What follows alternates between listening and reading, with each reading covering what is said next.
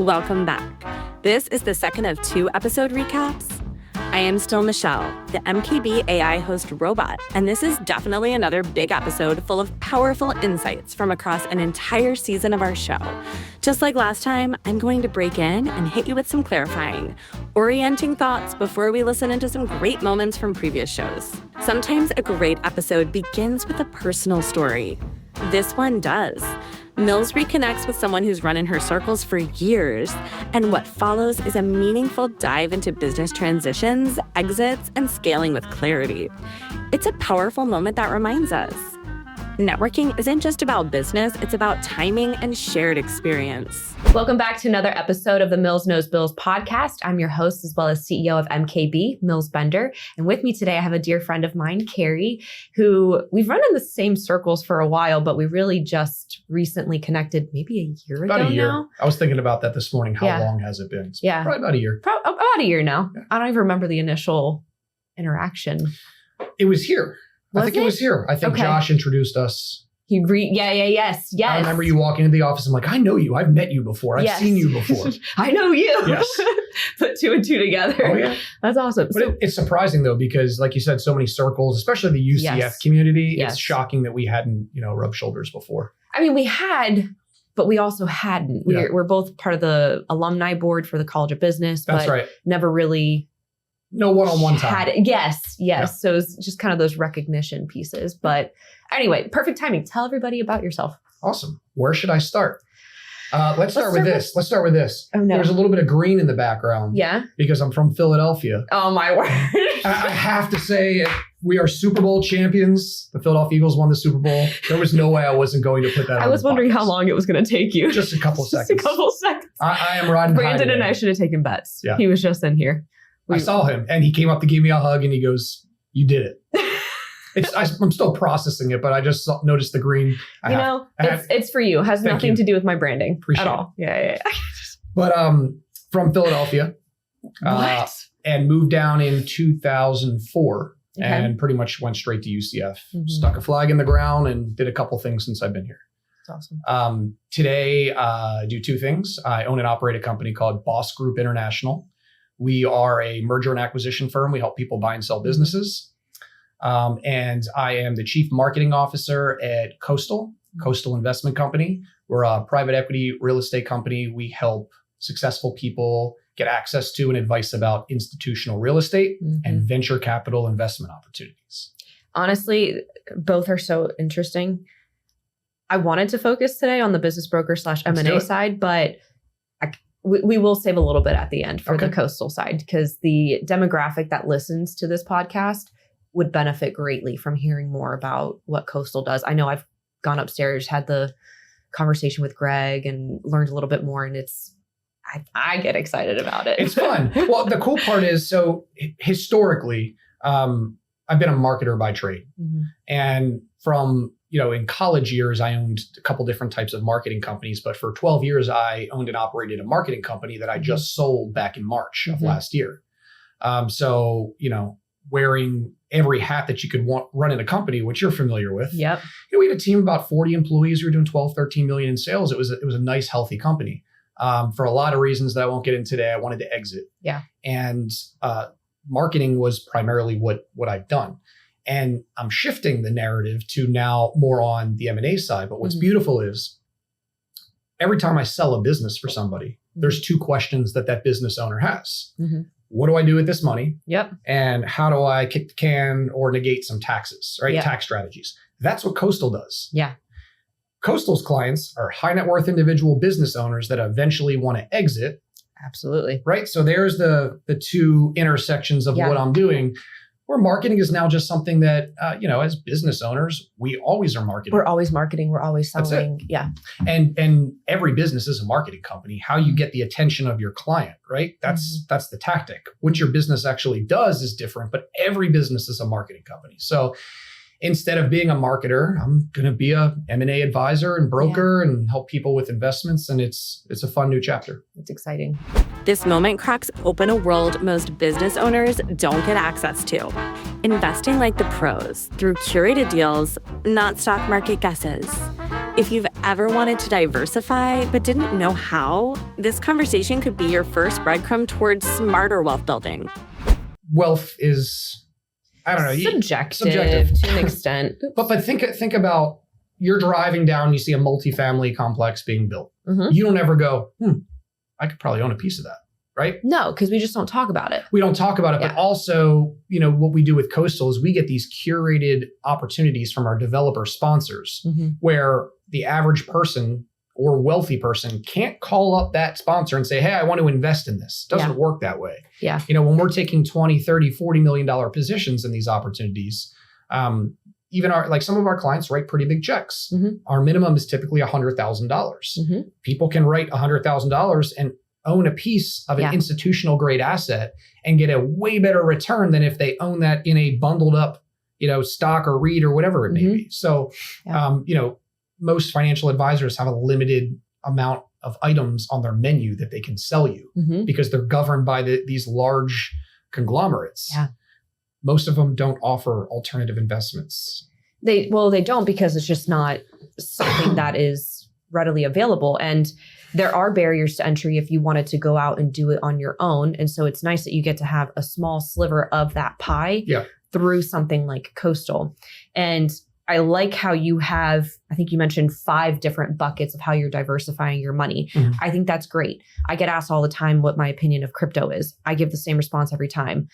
I don't mind it as long as it's not your entire retirement plan. Yeah. And, some people just go all in. And I would never even tell somebody to only go all in alternative assets. But the idea is if you have this diversified bucket, maybe the market's down and then the housing market's up and vice versa. So my strategy over the years was to create the buckets. Yes. Now the majority of my money is going to alternatives because I'm feet on the ground with Coastal. You have everything else filled up though too. I do have them filled up. But again, you want to keep adding to them. But I just think some of the stuff that we're doing with the alternative asset space is so groundbreaking. That's cool. And learning about it, being able to rub shoulders with our partners and all of these different development companies and everything, I'm seeing the opportunity. And it's going to be a good couple of years coming up for the alternative space. Yeah. And we still invest in some non-real estate backed businesses as well. We'll do venture capital, mostly on the growth side. Okay. We do a lot of growth equity raising for a series of companies or a series of platform companies from a PE group, but we do a excessive, abundant amount of due diligence on every single thing that we do. We see a couple hundred deals a month, but for us to actually spin one up into a fund takes a lot. Yeah. I think we're coming up to our 30th fund. I think we have 800-900 investors. Wow. We've raised a couple $100 million. I think it's like $350. And that's not including all of the tax dollars that we've helped save. So, the company has just skyrocketed over the past couple of years. Greg's building something incredible here. Our whole team, board of advisors, our C-suite, they're the best people. Some of them are my best friends. Yeah. I get to work with them, which is awesome. But it's a fun space to be in because I think that one of the common things between Coastal and Boss that I get to do is I get to educate. What happens when a passion project turns into a full-time job and you realize you're still the only employee? In this moment, we hear the raw truth behind making that first hire. It's a vulnerable and honest take on fear, control, and the surprising freedom that comes when you finally let go. I have built my own website. I do all of my zaps. I now have an EA to help with some of those things, but for the longest time, it was just me, myself, and I identified in order to scale and grow, there are things that I need to leverage technology for first, because technology is a lot cheaper than another human. And, I'd rather pay $30 a month for Zapier than, $30 an hour to hire somebody in this role that, I need to build up the cash flow to get there first. And where I see a lot of business owners struggle is they start out as a hobby, and there's nothing wrong with that. But then they get to a point where it's not just a hobby that they've monetized, it's now a job that they own. They don't own a business, they own a job. And they find themselves struggling from going from owning a job to owning a business. And I know you're still kind of in the thick of that. You're coming out on the other end of it. I'm probably a few steps behind you in coming out of that tunnel as well. And so what are some things that you've done in your business that has really helped you go from owning a job to owning a business outside of the Zaps and hiring more people? Because there are some pieces that you have to do before you even hire people. Yeah, totally. Okay, so what I did, well, I'll go like way back. Do beginning. it. Before I even hired an employee, I was scared to death to hire an employee. I didn't want to do it. Mm-hmm. I was scared to let somebody down. It wasn't even a money thing so much. I didn't want to ever have to fire anybody. I didn't want to have to do any of that. I hated firing people. I still hate firing people. But I remember it was the first RBO event ever, the one I went to, and that was my problem at the time. So a couple years ago. And I was talking to a guy at one of the breakouts, and I told him, I was just like, I got this lady I want to hire, but I'm scared, blah, blah, blah. And they kind of dug into why I was scared about it more so, like what my reasoning was behind it. And I told them, I was like, well, I'm scared to hire people. You know, I saw my parents get fired from jobs in 2008 and lost their house and this and stuff. And like, I just don't want to do that to anybody else. And this guy, he was probably 50 years old or so. And he was like, dude, I'm 50 years old. You know how many jobs I've been fired from? They're like, you can't worry about other people like that, because number one, they may be the right person. You may not fire them. You may give them a better life than you have now. And if they do get fired, and it's like, at the end of the day, I've been fired. All my friends have been fired. Everybody, you know, it ends up working out for everybody. Yeah.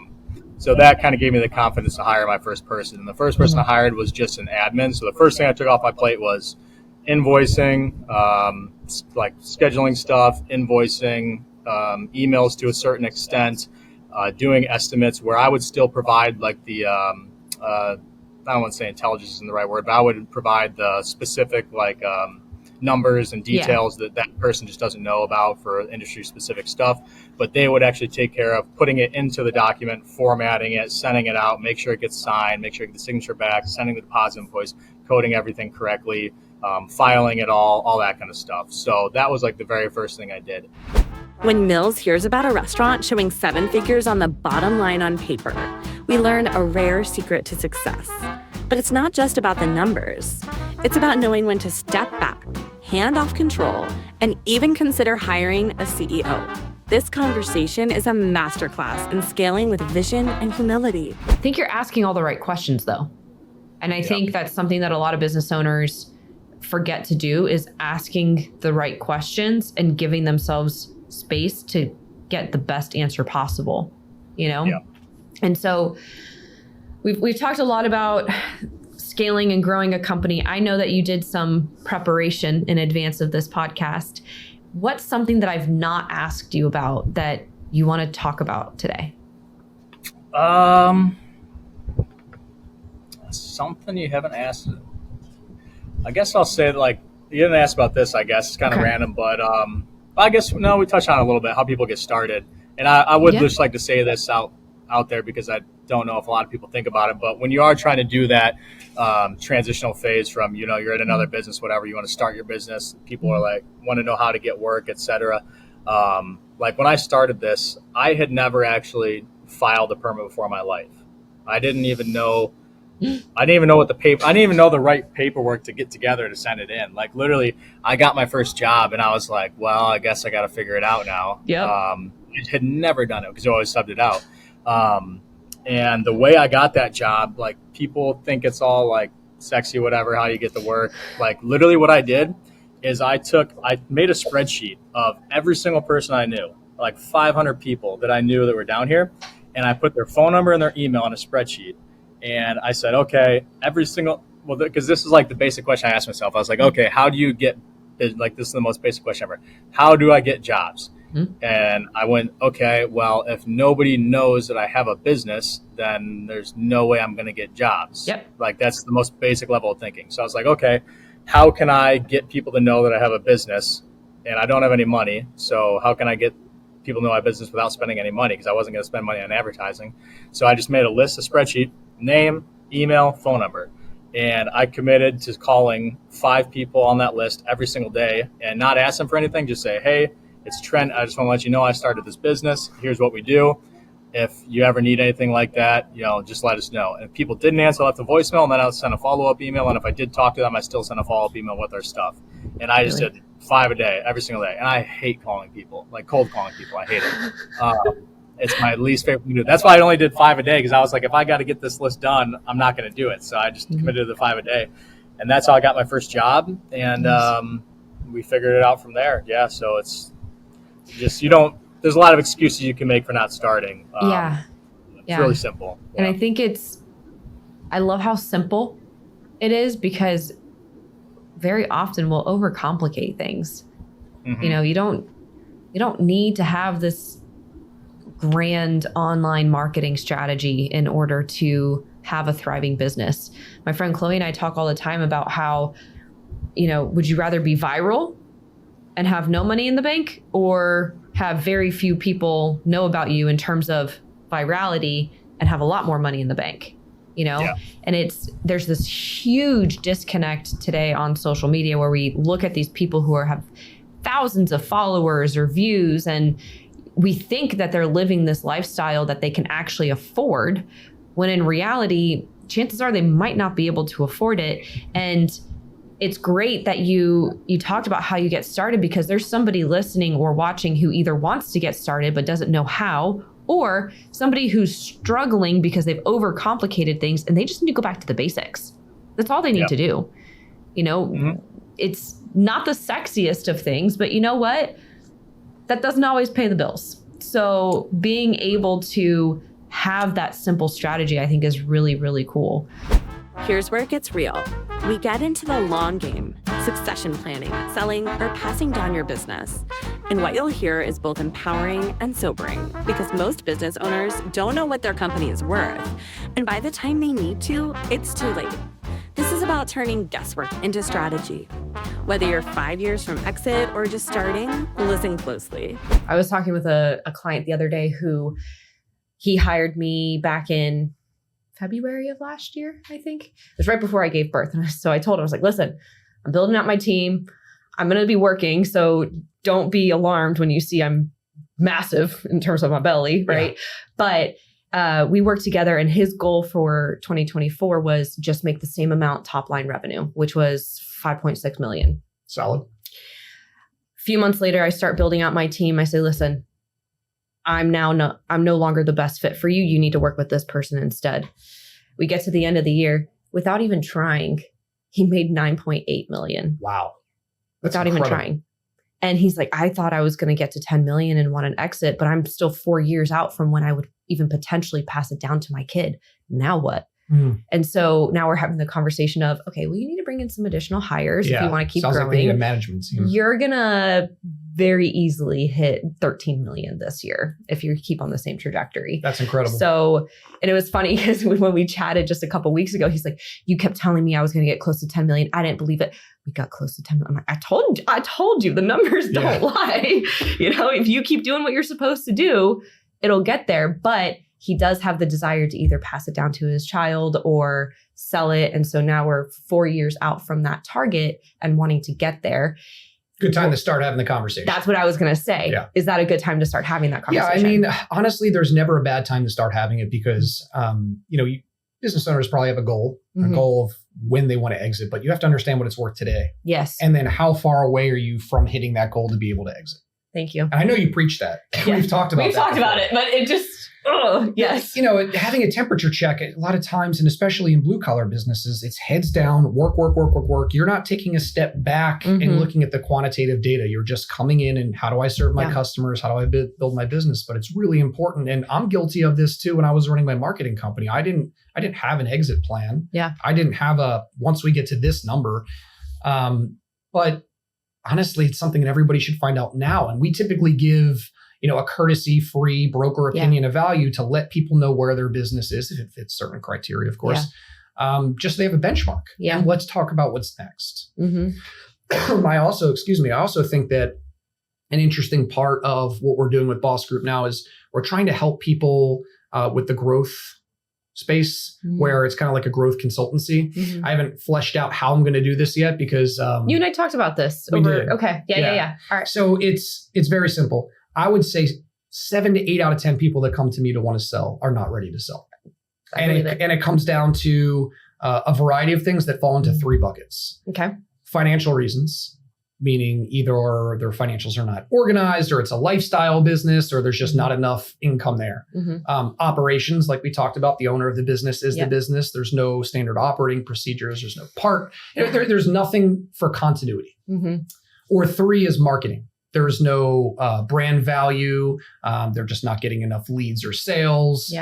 Some businesses I've sold for millions of dollars don't have a web presence, right? There's a lot of different things, but they typically fall into those 3 buckets. I think that it would be a great health check for every business owner to find out, what is the business worth today and where am I lacking? So then they have the roadmap on what they need to do to exit. Because when you come to somebody and go, I need to sell now, it's a problem. In this moment, we hear the kind of tactical brilliance that only comes from experience in the trenches. This conversation goes deep in the weeds of delegation, talking about how to stop training employees over and over again. If you've ever lost time onboarding someone just to have them leave, this segment might change how you train forever. It's a systems-minded mindset shift that could save your sanity and your bottom line. I did want to touch back on one point, though, about hiring people, because I find like a lot of people, they don't want to hire people or scared to hire people just because they don't want to train them, whatever. They don't have the training software built out and different things like that. And one tip that I would give people that I did is, and I was blessed with this problem, because living on an island, I found out very quick that people think living on an island is cool until they live on an island, and then they're like, this sucks, and they leave. So I had a bunch of turnover when I first started. Like, they'd be down for 2 months. Oh, this is so fun, the ocean, blah, blah, blah. And then they realize there's no stores, there's no nothing. You know, it's a 3-hour drive to the airport. So I had a lot of turnover. And after I trained the first person, like, I spent all this time training them, and it was awesome. And then they left, and I was like, and I was so pissed, and I was like, I can't do this again. I can't, like, I wasted a month training this person. It was so much time, and I just couldn't fathom doing it again. So then I came up with the idea, or figured out about Loom and stuff. And then when I trained the second person, I just Loomed everything. Another one quit. But what was good is then when I hired new people each time, it was, here's the login. I put all the Looms in a trainual, and then they went through the whole training platform that way. So just record everything. But even further behind that, as we grew, because that was the first position, then as we grew, when I knew I was going to start hiring the next position, what I would do is just make an outline of everything they're going to have to do. And this is me still doing it at this point. Then whenever I never took time out of my day to make a training video ever. All I did is I had the outline on my desk, and whenever that task came up, I said, okay, I need to hire this for this position in the future. I'm just going to record it. So hit Loom, and then I would just talk it while I was doing it. And then I didn't even like make an SOP, put it in training or anything. You just bank it. Just title it, whatever it was, bank it. And then when I go to hire that role, I pull up all those videos, plug it in a trainual, and then do the SOPs and all that. So just like, it doesn't need to be as hard as it seems to build out all the training, because you have to do it anyways. So just record it while you do it, and then that's it. Yeah, that's what I've actually been doing. And it's interesting because I fired a analyst on my team and then recently rehired for that role. And I gave the entire content bank of SOPs.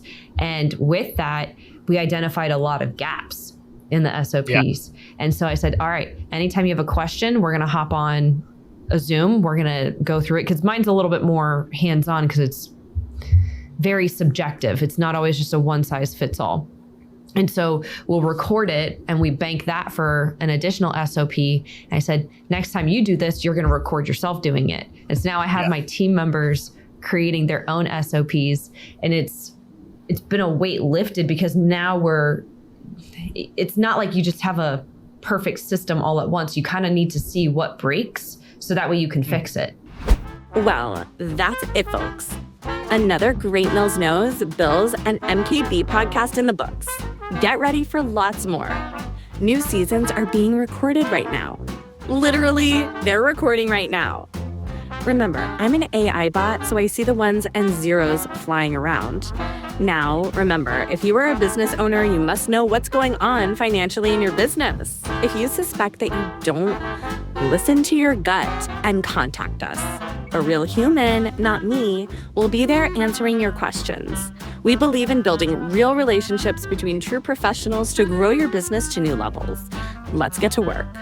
Thanks for listening, and we'll see you on the next episode.